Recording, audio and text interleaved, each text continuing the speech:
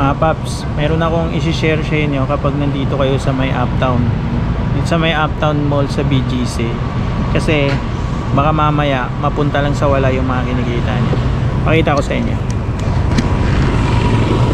So ayan yung Uptown. Ayan. Wag kayong magka-counterflow dito.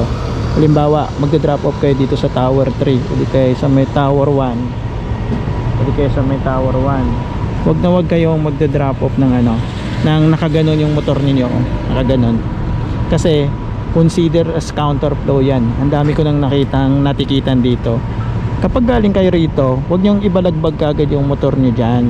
Ang gawin niyo, gumanon muna kayo tapos mag-U-turn kayo pag ganon, para hindi counterflow yung kalalabasan. Basta marami na ako nakita dito natitikita ng mga Move It, Joyride, Angkas. So ayun lang mga paps, keep safe, ingat.